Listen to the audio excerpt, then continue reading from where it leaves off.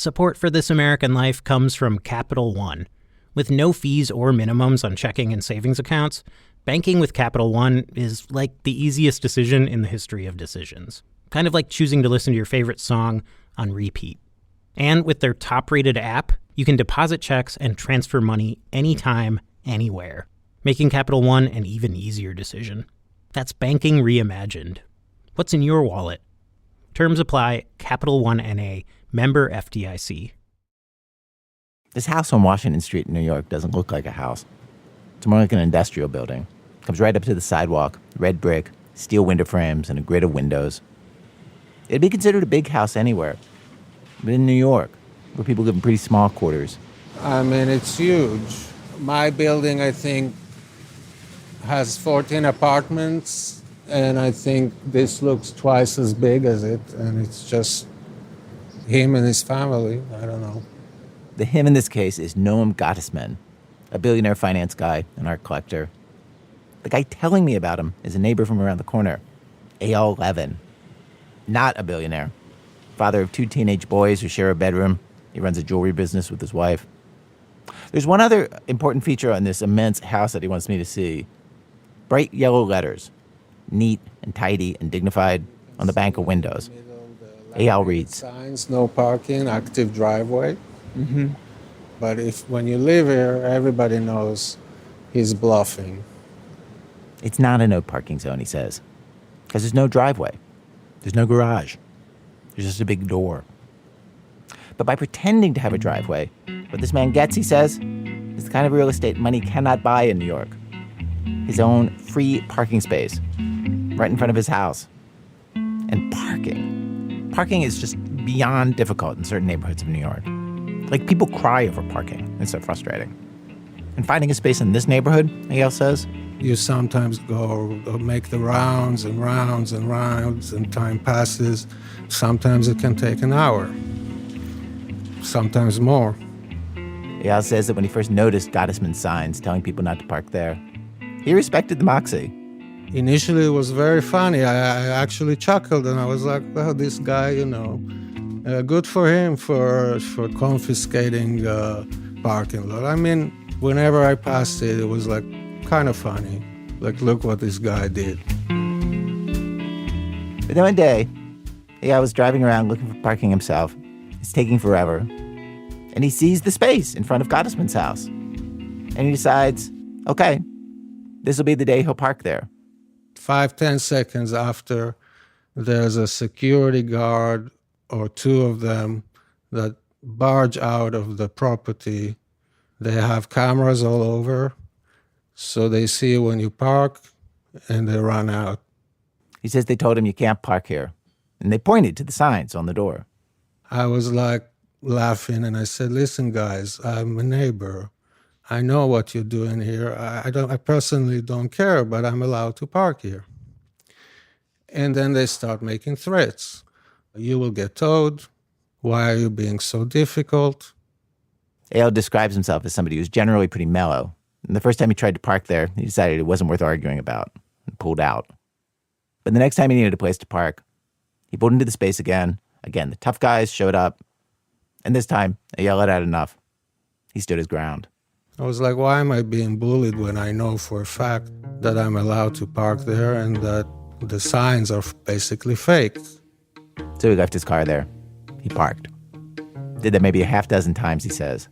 And then one day, he's taking his son to school, walks by the parking space, and he realizes his car's gone.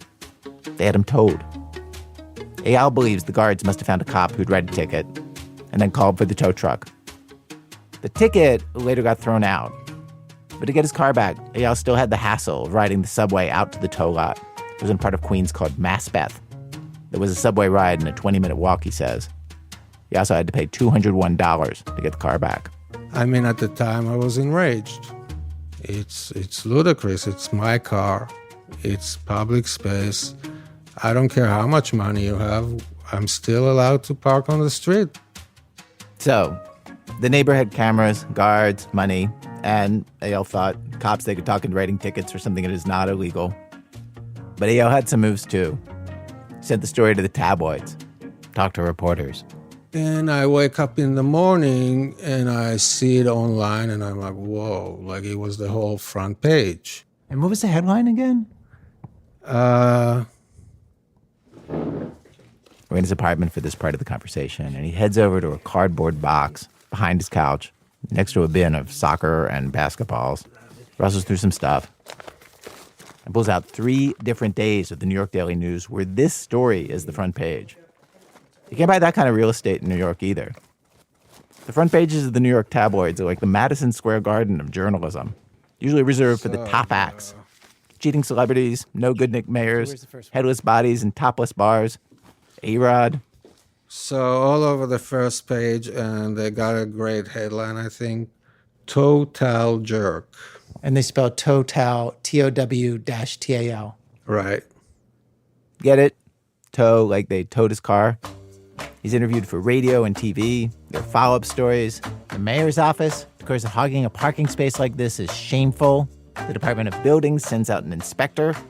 And the billionaire Gottesman is eventually told that if he wants to call this a driveway, he needs to install a proper garage door. Eyal gets why the story had such legs. It's got something for everybody. A rich guy, a mansion, a car being towed, how the rich always get away with it. It's David versus Goliath. Yeah. And I'm David. Nice to meet you.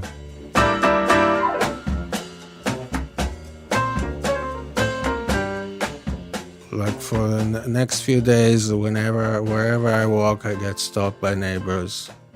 He learns that other people in the neighborhood have noticed the billionaire in his parking space. He becomes a magnet for their stories about run-ins with the neighbor's security guards. In Eyal's building, when they had their annual meeting, there were people he's known for 10 years. And I got like applause there.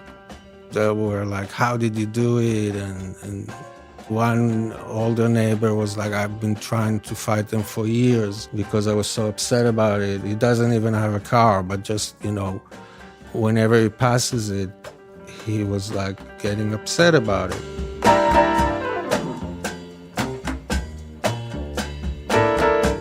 After talking to Eyal, I reached out to Noam Gottesman's spokesperson. Noam Gottesman agreed to talk to me, though he didn't want me to record. When we got on the phone, he told me he totally understood why people got so upset at Eyal's story. But he said Eyal is wrong about the most basic fact in the story. Eyal thinks it's legal to park in that space. And he thinks he only got a ticket because he was targeted by Noam's security guards. Noam Gottesman said that nobody can park there. That when he built his house, the curb was already cut low for a driveway, had been that way for decades, and he left it that way. And the Department of Buildings approved it as a loading bay and driveway. And he says they do load and unload stuff into his house through a massive door there. Like I said, he's a big art collector. Because it is approved by the city for this purpose, Noam said. It is not legal to park there. Same as other driveways and loading bays in the neighborhood. He says other cars have gotten tickets there. And in fact, he doesn't park there in front of his own home because he's gotten a ticket there. That was so many years ago. Unlike Eyal, he didn't have a copy he could show me. He says he pays to park in a garage, or he finds a parking space, and then walks home like all the non-billionaires in the neighborhood do. I'm paraphrasing here. He didn't actually call anybody a non-billionaire in our conversation. But checking into it, I learned he's right.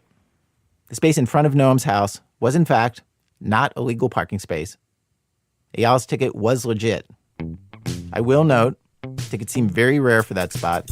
The police told us they haven't issued one this whole year. And Noam says he's never heard of anybody else being towed from that spot besides Eyal. So if I had to guess, I would guess that after a half dozen arguments with Eyal, Noam's security guards were fed up with him and called over a friendly cop to write a ticket and called the towing company. When I suggested this to Noam, he categorically denied it. Said he did not arrange for that to happen, that he asked his security guards. They said they didn't do it either. Though the towing company did tell the Daily News that someone phoned from Noam's house to ask for Eyal's car to be towed. When I later asked Noam's spokesperson why they would say that, it is not true. She said she had no idea. Eyal, meanwhile, doesn't buy it. Says there's no way he would have been towed without Noam's guards making it happen. Says the city shouldn't have approved this as a driveway in the first place, because it's not really a driveway in any normal sense of the word. But even though he thinks he's in the right, I didn't park again in that spot since it happened. I'm sometimes tempted and then I'm like, I don't want to go to Maspeth again. And this is where the bullying sometimes works.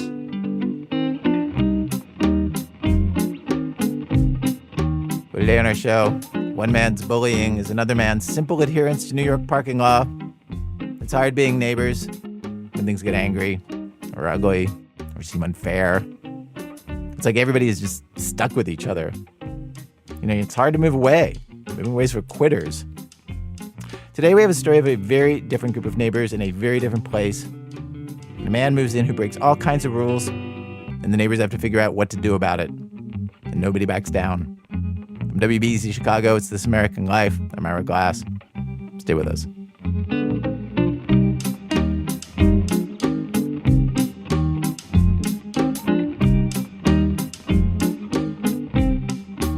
Equine, home near the range.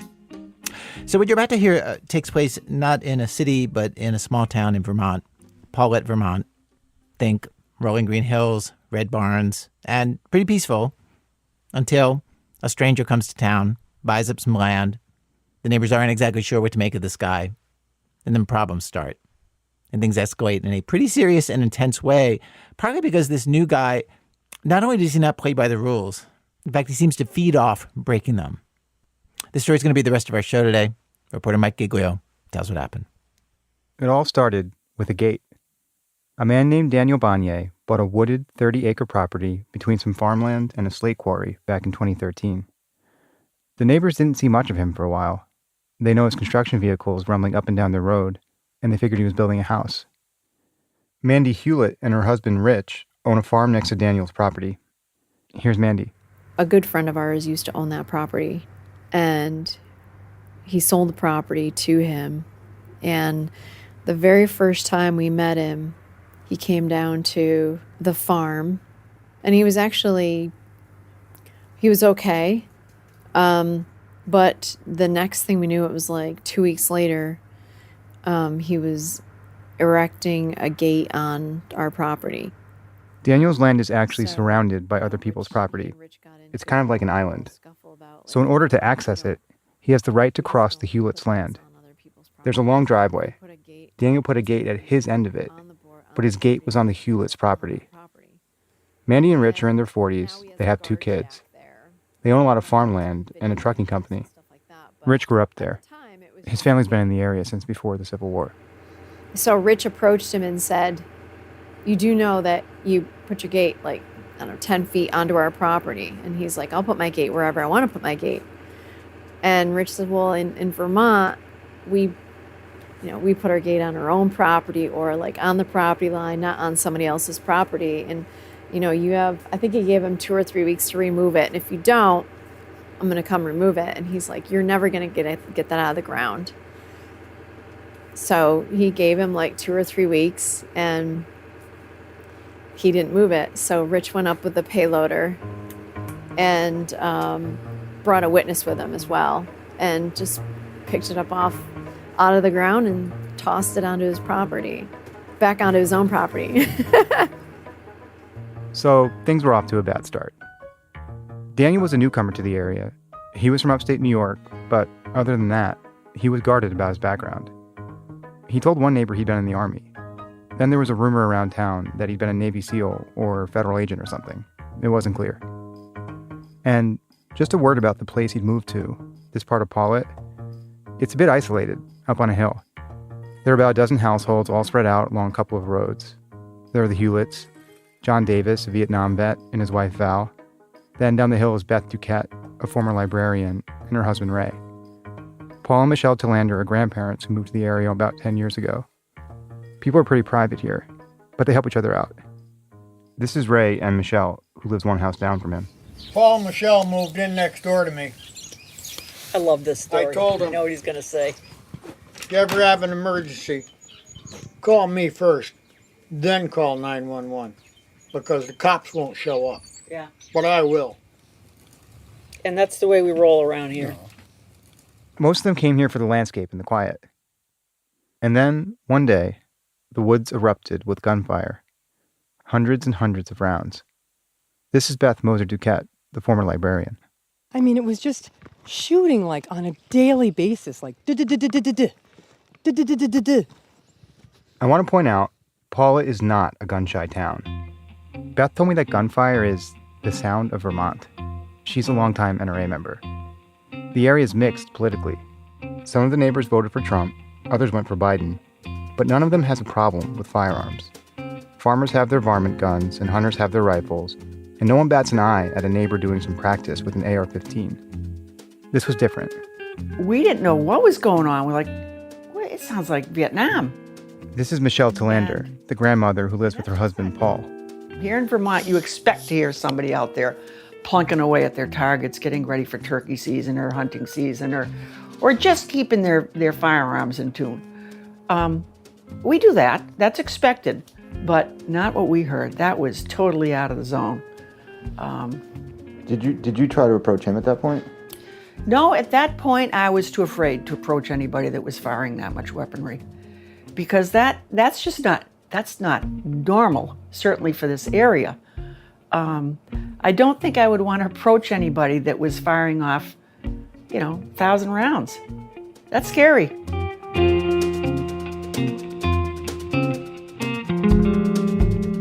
Daniel had opened up a gun range. John Davis, the Vietnam vet, was tipped off about it by a friend. John got in his truck and drove up and down the hill, knocking on doors to alert everyone. He told me it was like Paul Revere's ride. Mandy Hewlett and another neighbor walked the property line around Daniel's place. They peered through the trees and saw some silhouette targets and dirt berms. Mandy worried that someone would end up shooting towards the road. And the trajectory of those bullets is like actually right to my brother-in-law's house. And then right to the school, right over the hill. The neighbors did not want a shooting range in their backyard. Daniel had filed for a permit, not to open a shooting range, but for what he called a school, apparently where he would do classroom firearms instruction. In order to build the school on his property, Daniel needed permission to widen his driveway through the neighbor's land. So he asked the Hewletts if they would give him the extra space. The Hewletts said no. His neighbors on the other side said no as well. Daniel's permit application for a school was denied. But he had already put up the building, and he just kept going. He also didn't have the right permit to operate a shooting range on his land, but of course he was doing that too. What he was developing was a sprawling facility, the kind that military contractors or law enforcement or a self-styled militia might use. He called it Slate Ridge. I reached out to Daniel. He didn't want to be interviewed, but he lays the whole thing out in this YouTube video. Slate Ridge is 100% predicated on the practitioner model. Gunfighters, professionals that use the firearm as a tool in the line of their employment. Daniel is 6 feet tall and stout with a bushy beard. That's how he talks. Lots of jargon. The video is shot by a dude named Adam McLean, who associates himself with the Boogaloo Boys, an armed movement that calls for civil war. His Twitter handle is Mujahideen. So this is range one. This is what started Slate Ridge, right? I built this first, and I continued to proceed on my dream. He shows Adam the school and a surprisingly fancy bunkhouse and 2 shooting ranges, one with a wraparound berm that's intended to let people fire in multiple directions to more closely mirror real-life combat. There's a spot where people can practice entering and clearing a building and a place where they could detonate explosives. After the tour, Daniel and Adam sit down for an interview. So you're a private contractor. How long were you a private contractor for? For several years. For several years? Several years, yes. Okay. In the video, Daniel is wearing green military-style cargo pants and green wraparound shades. He tells Adam the origin story of Slate Ridge. He says the idea came to him on his first overseas deployment as a private military contractor. I remember that day like it was just yesterday. I bunked up with about 12 guys that I had no idea who they were. I didn't know much about them. I tried out with these guys. I made it on the team. And then we get there, right? Mm-hmm. We're out of the United States of America and we're in it. And that night when we hit our bunks, I watched, with all due respect, because some of those guys I've become very good friends with. Some of those guys are my battle buddies now. Mm-hmm. And some of those guys, I would bleed for them.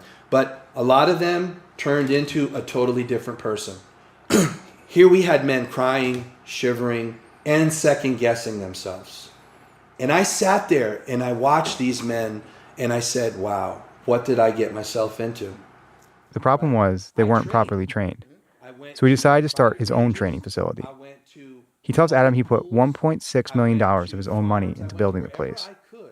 To Daniel, Slate Ridge is more than the shooting range. It's a place for people who define themselves by owning guns. He refers to himself as a professional gunfighter. You know, in the military, we had the 3 M's: the mission, the men, and me. I'm always at the last. I'm an Army guy, he tells Adam. Daniel talks about his service a lot. At one town meeting, where he made his case for the school building, he described himself as a veteran who's passionate about guns. He paints his work as a private contractor in patriotic terms. In court, he tells a state judge, Okay, Your Honor, the last thing I'd like to add is that within 30 days I will be out of the country. Okay, So, let me ask you this, how long are you gone for? I'm not sure. I'm waiting for the deployment orders to come in. It may be a few months. Okay, all right. Well, please be safe in those travels, okay? And thank you for your service, sir.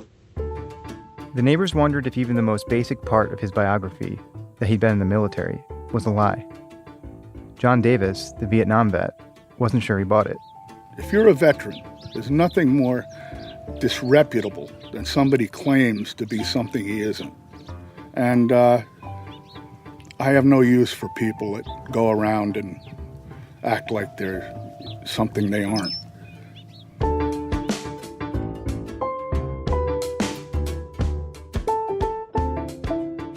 After Slate Ridge opened at the end of 2017, its Facebook page racked up a few thousand followers. Daniel started referring to them as the Slate Ridge family. He hosted classes on shooting and tactical training and field first aid. The neighbors would see strangers driving up and down their shared dirt road. Sometimes, the shooting would go on all weekend. The neighbors hadn't been all that close before this started, just friendly in that small town kind of way. But the conflict with Daniel brought them together. They started meeting in John Davis's workshop. Sometimes a couple dozen people would show up. Their weapon of choice was as American as the Winchester rifle. Zoning laws. Those most basic rules for how neighbors are going to live next to one another. This area was zoned residential and agricultural. Daniel went back to the town and argued for a variance in the zoning laws so he could finally get a permit for the school building. 46 people signed a petition opposing this. They showed up at the town meeting in force. Here's Michelle. You know, I thought maybe the town would step in and would go to a couple of select board meetings. We thought for sure it would be brought into control, I'd say within 6 months. There's no recording of the meeting where Daniel asked for the zoning variance, but there's official minutes. This kind of captures the feeling of it. Quote, Gary Hadika addressed the board as an abutting landowner and interested party. Mr. Hadika explained that as an owner of a horse stable, they have a lot to lose, that they do not want to live through a war, and that they were there first. He expressed that he wishes to stay on their property and is entitled to peace and quiet. But the town zoning board decided in Daniel's favor. Said he was right. He could have his zoning variance for the school building. The neighbors appealed. For the next few years, he'd apply for permits. They'd try to stop him. Sometimes they won. Sometimes he won, and they'd appeal to the town or the state court. Eventually, the town of Pawlet took the neighbors' side and filed a case against Daniel, too, for violating its zoning laws. But this kind of thing can move really slowly. Beth, the former librarian, knew the state's environmental laws and looked for a way to use them against Daniel. She peered into his property from a neighbor's yard one day and noticed what looked like wetlands. Those are often protected in Vermont, which is no small thing, because the state can crack down on people for even small-seeming environmental problems, like manure. You know, we're farmers, so we're allowed to spread manure from April 15th, we start to spread our manure. And December 15th is our cutoff. December 16th comes along and you spread, Agency of Natural Resources would be so quick here, like on a fly on you know what, and we'd be fined. That's an environmentalist. She was on a local conservation board at the time. She contacted the state's Department of Agriculture and the Natural Resources Board, trying to get someone to investigate. There was no quick response. Nobody stepped in to stop Daniel. And it was all falling upon deaf ears. Who do we go to? Who do we tell? Who do we talk to? Daniel fought back. and not just in the town hall and the courts. In the winter of 2019, the neighbors got holiday cards with the Slate Ridge logo printed on them. Each one had a handwritten message. Here's Michelle Tillander, the grandmother, and John Davis, the Paul Revere guy. Yeah, all of us in the neighborhood got one, and some of them were pretty. Can I read mine? Yes, you can. I got together with a group of these neighbors on Beth's front lawn. She'd set out a table with muffins and Dunkin' Donuts coffee. Let me see. There's mine. Some of them are pretty filthy, so there's some I'm not going to read. But there you go, John. Oh yeah, this is Mr. and Mrs. Davis, and our address, a.k.a. Davis Trash. From all of us at Slate Ridge, we wanted to wish you two miserable souls a wonderful holiday season. People hate you two inbreds. We are so fortunate you are our neighbors. Please feel free to move away because no one likes alcoholics. Because we have a front porch in the summer after. At the end of the day, we'll sit out there and have a beer. But this is just typical. They're all like this. Especially after we're all hay inbreds. season. We're all. Did you want me to read yours? Absolutely. Oh, this is disgusting. The cards are in these binders. The neighbors brought them to the meeting. In this huge plastic bin, the kind you'd store your old clothes in. They're each labeled, carefully, with a label maker. There's Paulet zoning regulations and Slate Ridge Facebook postings and odds and ends / unfinished business. This was the moment I realized how much the conflict with Daniel had taken over the neighbors' lives. There's maybe 20 of these binders. And inside are all the pieces of information that the neighbors have spent the last few years obsessively documenting about Daniel and Slate Ridge. Michelle, what's it say on the side of this binder here? Threats, postal cards, and then also some stalking problems here. Okay. But all the threats, everything, we try to keep it compiled. I asked the neighbors where they keep the binders, and they wouldn't tell me. They'd only say it was a remote, locked facility. Here's Paul describing a Facebook post they'd gotten one of the binders. It was on the Slate Ridge page.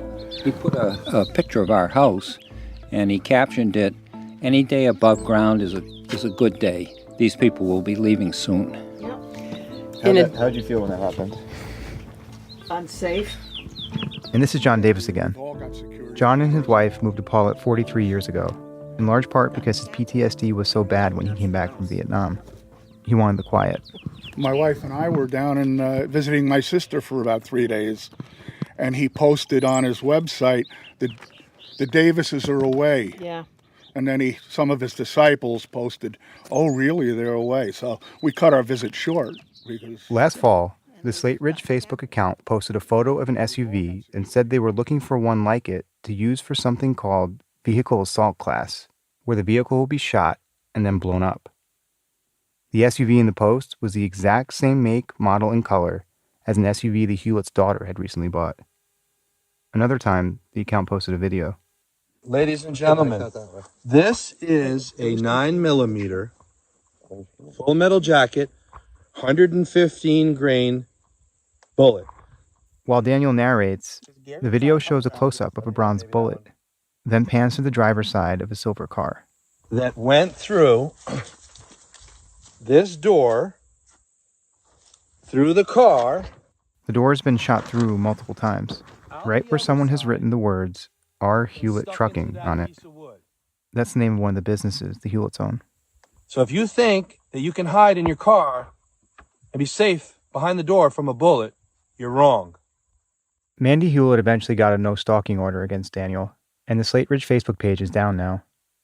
But the neighbors say it was not just threats, but accusations, smears, and that Slate Ridge supporters would then like and comment on the posts. It's just to threaten. It's idle threats, and it's just, once again, psychological It's idle warfare. unless one of his knuckleheads that's been going up there takes it a different way and takes it to another level. Yes. They worried about Daniel's supporters. A few of the people training at Slate Ridge suggested online that they were affiliated with national militant groups like the Three Percenters, or a small local outfit with the grandiose name of the Vermont State Militia. Some of the neighbors did go to the police, but none of the things that Daniel and his supporters were doing seemed likely to bring criminal charges. It can be really hard to prosecute threats like these, unless they're very specific.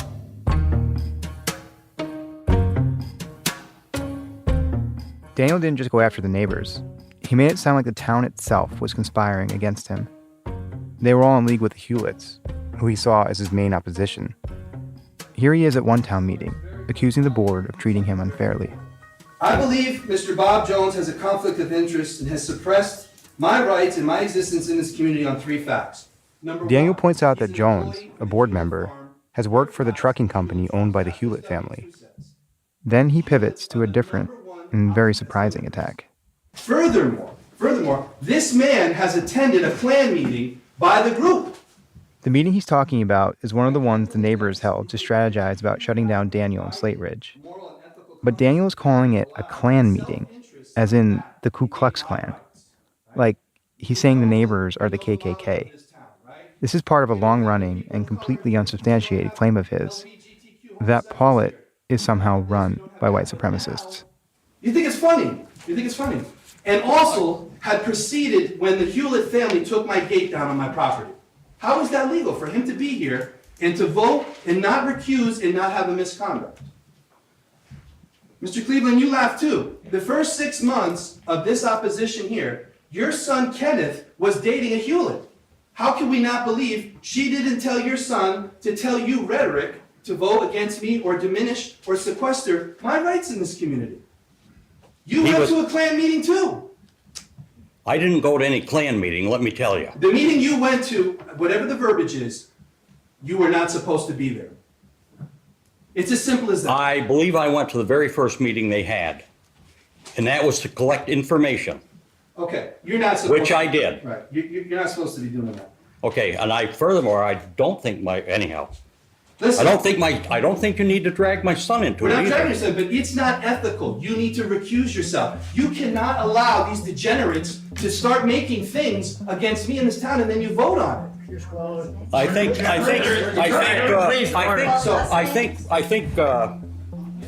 this is, before this gets out of control. It's not going to get out of control. It already is, No, as far as I'm the thing concerned. is, Daniel ramped up his attacks on the town.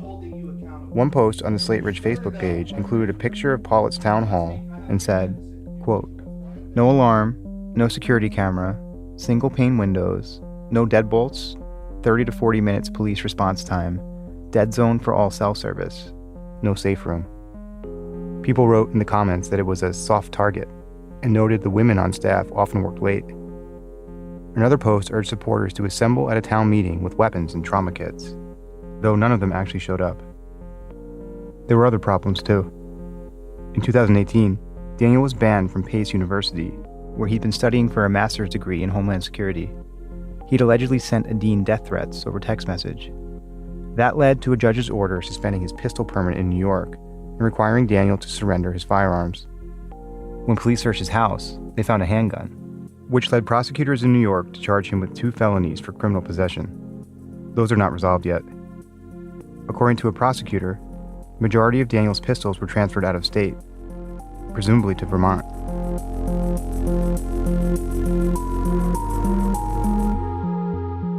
Up on the hill in Pawlet, the conflict was threatening to spiral. A sign posted on Daniel's property read, "Trespass here, die here." One night, 2 boys were bow hunting on the Hewlett's property. Here's what happened next, according to allegations made to police. They shot a deer and tracked it to Daniel's land. As they approached, Daniel came down and threatened them. One boy called his dad. Things escalated. When Daniel asked them to identify themselves, they refused. And then Daniel said, "Okay, you want to play that game? I'll shoot you." Nobody got hurt in the end. Daniel disputed that he threatened anyone. No charges were filed.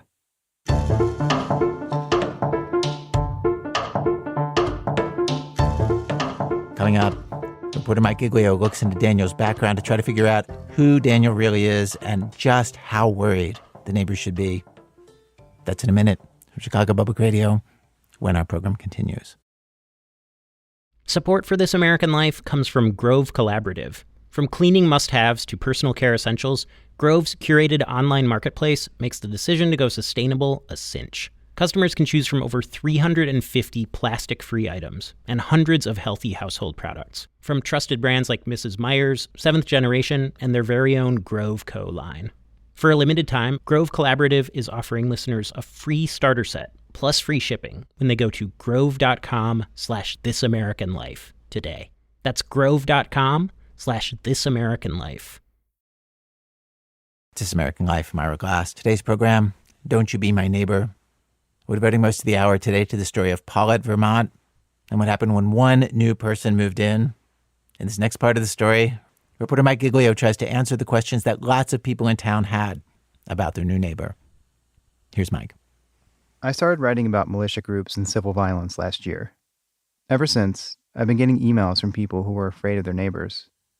There was a Tennessee woman who suspected that hers were getting ready for, quote, a bloodbath. A Michigan man who asked me if he should report a high school friend to authorities because of his Facebook posts. People wanted me to help them figure out how dangerous was their neighbor. That was how I heard about Slate Ridge and Daniel. Someone who lives near Paulet sent me a message asking if I might want to investigate. You can drive yourself crazy these days, wondering if everyone threatening violence is serious or only trolling. When I was interviewing people in militia groups last year, for example, I often had the feeling that it was all just posturing, that all their talk about civil violence was just a mask for other anxieties. Then some people affiliated with these groups, according to the FBI at least, took part in the attack on the U.S. Capitol. People can seem like they're not really serious until they are. Daniel Bonnier's neighbors don't know how scared they should be of him. Like how Mandy Hewlett said in one moment that he's probably just full of hot air, but also has that no stalking order against him. And she wrote a Facebook post saying she wanted people to know about Daniel's threats, in case anything ever happened to her. And for all their research into Daniel, in the end, neighbors really don't know that much about his background. I spoke on the phone with him a couple times, but he wouldn't let me record him, and he was evasive about almost every question I asked. I spoke to the head of public safety in Vermont, the major from the state police who was their point person for Daniel, and someone from the Vermont Intelligence Center, an agency that coordinates between local and federal law enforcement. I even sent his YouTube video with Adam, the Boogaloo guy, to a recently retired agent from the FBI. But in the end, the person who knew the most about Daniel was his ex-wife, Gina Mahar Daniels. They met in 1992, when she was 16 and he was 19. At our local mall, there's a pizzeria called Roman Delight, and Dan was the pizza man there. You said pizza man. You mean, what was his job? Literally the pizza man. He was the guy that was making the pies. Gina told me she and Daniel both grew up in upstate New York. He had half-siblings he didn't really talk about. He was close with his dad, who died before they met. Daniel eventually quit his job at the pizza shop and enrolled at the Culinary Institute of America. But he dropped out right before he finished. He had a job running restaurants for a bit. Gina got pregnant, and soon after, Daniel decided to join the Army. And so I thought that was a great idea. Good. That's good. We're kind of setting ourselves up. We're a young family, good idea. So he gets sworn in. He leaves for basic training and calls me like a few days in to let me know that they found cysts on his neck and that he was going to be coming home with a medical discharge. So pretty much 2 weeks to the day that I dropped him off at the airport, I was picking him up again because he had been discharged from the Army for supposedly these cysts that he never did anything about. Supposedly a medical discharge. I honestly don't know if that was the truth or if that was not the truth, but he was not in the Army. The National Personnel Records Center confirmed that Daniel's time in the Army lasted all of 2 weeks. What was it that made him want to join the military? Honestly, it was security, just strictly financial security. Not because he had any sort of calling to do so or sense of duty or nothing like that. Literally just they'll provide us with a house to live in, money, security, health insurance, that sort of thing. Was he patriotic at all, as you remember? Not particularly, no. In talking with people close to Daniel, I got the sense that he didn't believe in anything very strongly. He's not an ideologue. He's not really a militia type. Those guys will go on for hours about the Constitution. But he does like to present himself as someone with a mysterious past, maybe even a dangerous one. From the time he met Gina at the pizza shop, she told me, he would suggest that he was connected with the mafia. Like when John Gotti died in 2002. Daniel said he was distraught that he had to go to the funeral. She says he didn't go. And then there's their son.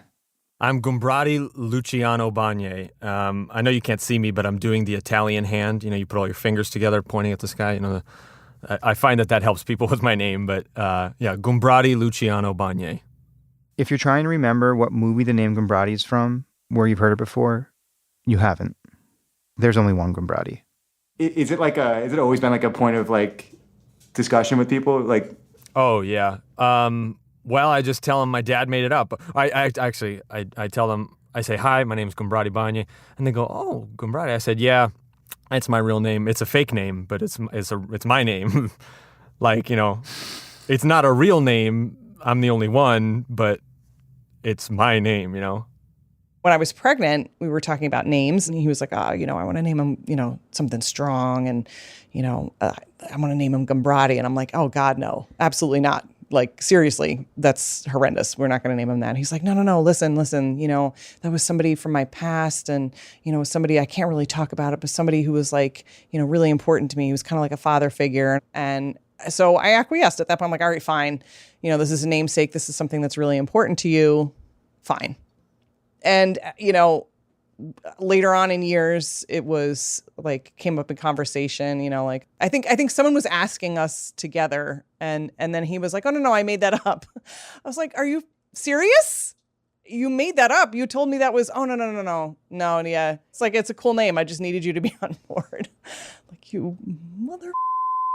Yeah, I was not happy. Was the mafia thing was it important to his presentation? It was, honestly. I mean, he needs to be the toughest guy in the room. After he was discharged from the army, Daniel eventually started a landscaping business. He called it Tutiano Brigante Excavation. Also fake words. He had a knack for landscaping. I actually found an old article about him winning an award for stonewall preservation. But his record includes at least a dozen court cases. People he owed money to who he never paid, a car repossession, a mortgage default. In 2006, he pled guilty to making a fake workman's comp claim. The landscaping business filed for bankruptcy in 2011. Gina said Daniel was abusive. She said he hit her multiple times. She said she didn't file police reports about it, but told her therapist and her best friend, who both confirmed this. Once they were arguing in the car, and Daniel reached over and bashed her head against the window. Gumbrati was there. He says he remembers it. And then there were periods when things would be okay. It could be hard for even his own family to know what to make of him. Daniel and Gumbrati didn't speak for several years. They reconnected when Gumbrati was 18. Daniel had an entirely new persona. He was just different. He had a different way of carrying himself. He seemed, more military lifestyle. Then he was like, oh yeah, I'm executive protection security, and I asked him to explain it, and I was like, so like you're a security guard or like a contractor? And he was like, the exact words. This is because it's such a stupid statement. I remember it. He says, oh, I escorted essential and non-essential personnel through the theater of battle. And I was like, oh, okay, cool. And then I remember him saying it to, I remember him saying it to other people. As for Daniel's claim that he's a private military contractor, he did start a security company called Garm Dynamics in 2014 with a guy named Ian Spurgeon, a former officer in the Swedish military. The two of them met at an executive protection training course in Denmark. Ian said, at the training, Daniel really impressed him. He said it looked like he had real experience. Did he say he had, any details of the work? Had it been overseas? Had it been in high-stress environments? Anything like that? Yeah, he said he had overseas contracts and with the U.S. government and also with the private sector.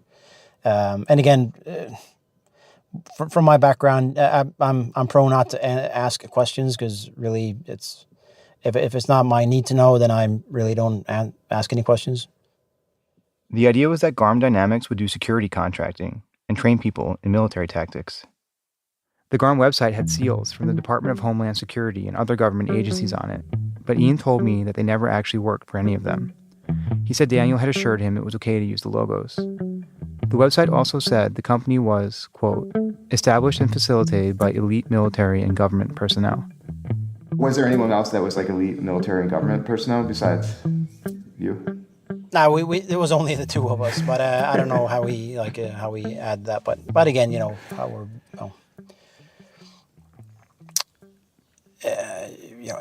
enhancing the marketability of the company. Yeah, right. But you said you have multifaceted teams of industry experts, forensic analysts, intelligence experts, on-the-ground sources provide intelligence and risk assessment. Is that also just like marketing, basically? Yeah. Okay. And then there's like a picture of like this is one thing. There's like a picture of these dudes in like a helicopter, and their faces are blurred out. Yeah, that's like a stock photo, I think it is. Ian said Garm never got any contracts, never did any trainings, at least when he was there. Eventually, Daniel seemed to be getting sucked more and more into his problems up in Vermont, and the company died. Daniel also registered a second company that is still active, but I could find only one person on LinkedIn who said he'd worked there, and when I messaged him about this, he deleted it from his profile. It's hard to say for sure if Daniel ever did work as a private military contractor, or if he did, whether it really entailed dodging bullets in Iraq, as he once claimed to me. You can't check that kind of thing through public records requests, and people who do private contractor work also usually have to sign non-disclosure agreements. The other work Daniel says he's done is executive protection, which is the business of guarding the rich and famous. We were able to confirm one aspect of this. Daniel worked for a time on a detail protecting Ben Shapiro, the conservative commentator, though he was ultimately fired from that job.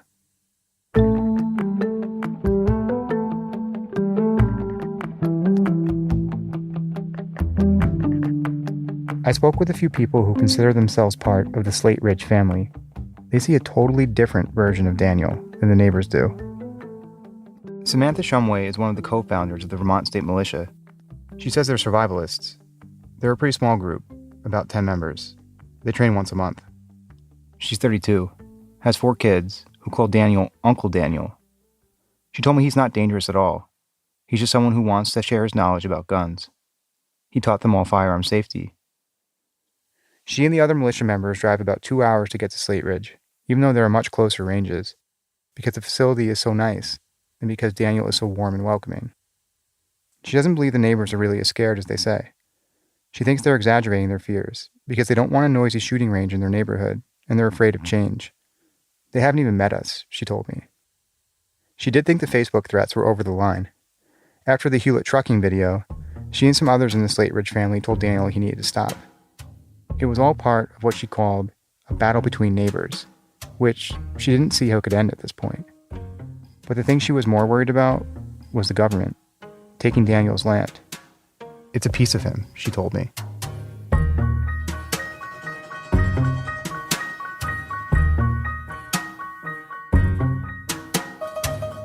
In any community, there are basic rules and laws we agree to live by. It's how we're able to coexist. But in Paulet, Daniel was clearly not participating in all that. And the state agencies that are meant to enforce those rules don't seem to be able to do anything about it. It's like he's managed to outmaneuver them, simply by creating chaos. For instance, with the state's Natural Resources Board, Daniel might be in violation of a Vermont land use law, but they need to prove that he's running a business. He says he's not, that everything at Slate Ridge is free.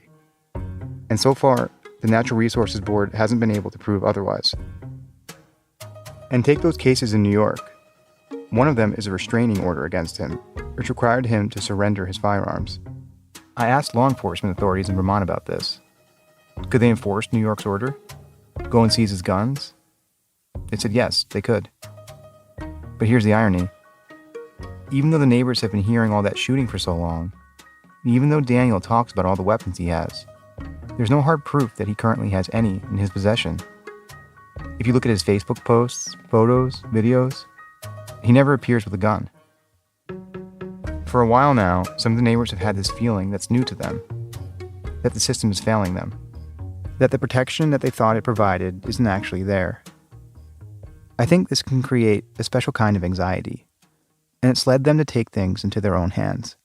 This is my Kevlar vest. So this is underneath your bedroom window.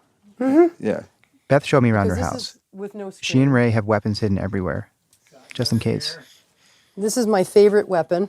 You got a shotgun leaned against the windowsill. And this is my 243. Can you describe it to me? My beautiful camouflage 243 I bought on a whim because it was pretty. It's got a high-powered scope. It's camouflage, pretty pink, because I'm a girl. And I've got 5 clips of 243 bullets that are already locked and loaded.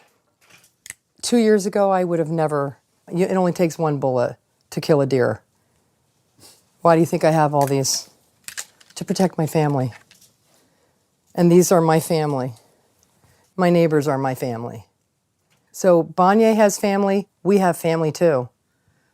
Are there other, ammo and gun spots in the house tactically placed? You can see a couple over there. I spy with my little eye. Oh, wow. It's just behind the bedroom door? Yeah. Oh, you saw the 30-30 in the bathroom. I did not. I guess I wasn't being observant. I'm starting to lose count of how many guns she showed me. It's great. So, but you have like a gun. It seems. I think you forgot some of them, but there's one just like they're like Easter eggs all over the house. Yes, and that happens to be my favorite holiday, so that's okay. Why in the bathroom? Well, what if? I want to get caught off guard, you know? I'm just saying. And Okay. it's near the back door. Okay. So if you had to run in and grab one, Yeah. The Delanders' comfortable country home has a warped Norman Rockwell feel now. Yeah, so this is it. They've stockpiled weapons around their house, too. There's a loaded handgun in the cookie cabinet. And then he's got The first thing Paul does every morning is search for new posts from Slate Ridge. When the Delanders moved to Paulet a decade ago, they planned a retirement of gardening and enjoying the views. Instead, Michelle looks out her kitchen window and imagines Daniel or his supporters creeping through the woods, lying down in a hedgerow, and aiming their guns into the house. His Facebook has posted pictures of his cronies with their ARs and their camo and all that, walking through the woods. But do you imagine, someone coming down the road here, where it's so close? Or Nah. No, I think they would come through the field. So you're pointing out the back window here? The back window. Well- I think they'd come through the field to avoid being seen. There's a fair amount of traffic on this road. You can come up that back, by the creek there where the land drops away, walk right up and just lay down in that hedgerow. And here we are. This is where we spend most of our time. Yeah, that's what we live with now. It's, I don't know how many times I've come to this sink, looked out this window, pulled the blinds and said, if someone's going to shoot me, they're going to shoot me. We're older now, so we kind of accept that our days are numbered. Not afraid of that. I've had a great life. But I've still got grandkids I want to see, grow up married. So we try to protect ourselves as best we can. Paul has an AR-15. Most homeowners use bullets with hollow points, which stop when they hit a target, so that they won't keep on traveling and hit a bystander or a neighbor. Remington 223 But Paul's gun is loaded with solid points. Solid point. Why'd you go for the solid rather than the hollow? Well, normally I would prefer a hollow point if I had to shoot a varmint outside, but these people up the road here, they all wear armored plated vests with metal plates in them too. And the penetrating power of a hollow point is much less than a solid point. So I don't like the idea of having to be prepared for this, but I think we have to.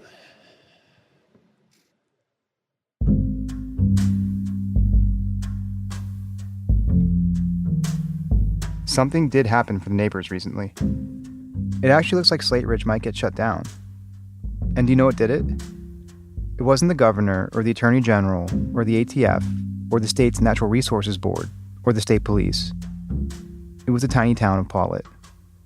Their zoning case finally worked its way through the courts and, after years of delays, in March, a state superior court upheld the town's zoning laws and ruled against Daniel. The neighbors say the shooting has stopped, for the most part, but they still hear construction noise from time to time. They think he's building another 2 ranges. The judge ordered Daniel to dismantle the buildings at Slate Ridge and pay $100 for each day he hasn't fixed his zoning violations, which came to $46,600. In his ruling, he detailed how Daniel has refused to comply with the town since 2017. He wrote, quote, "Mr. Bonier's record of compliance has been horrendous." Daniel has appealed the ruling, of course. This could still drag on for a bit. And there's one thing that won't change. Even if the range gets shut down, even if the buildings get knocked down, Daniel will still own that land. And Paul, Michelle, and everyone else up on the hill? We're not moving, and we're not quitting. Yeah, I agree with that.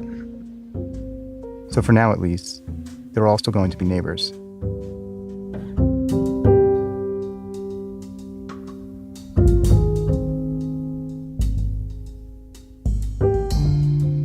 Mike Giglio. We'd also like to give a shout out to the local press in Vermont, which has done a great job covering all this. VT Digger, Vermont Public Radio, and the Manchester Journal. I always lock the door, 'cause you never know for sure who your neighbors really are. I was suspicious. I made my way outside in the California skies, but I couldn't feel the sunny disposition. Today's program was produced by Ari Saperstein and Diane Wu. It's actually Ari's last week as production fellow here at our show, our first and hopefully last all-remote production fellow, and he's done such a great job. Today's episode, a good example of that.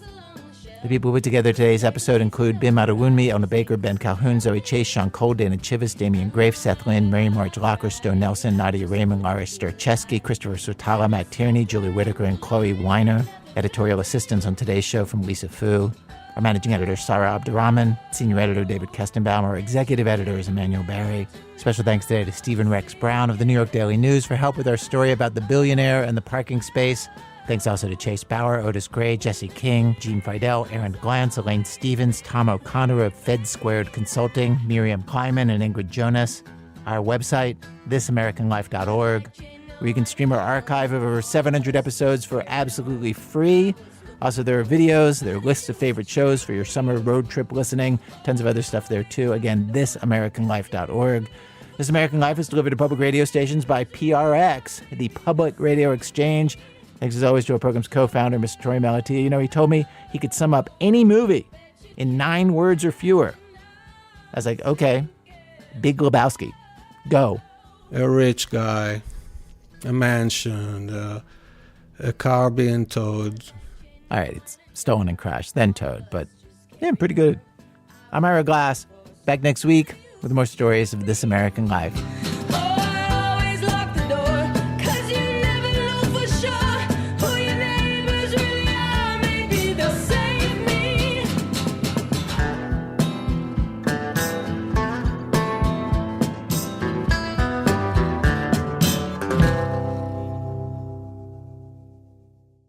Next week on the podcast of This American Life, animal lovers love wild seals on a beach near San Diego, but they disagree on how close to the seals they should get, and it is not bringing out a good side of people.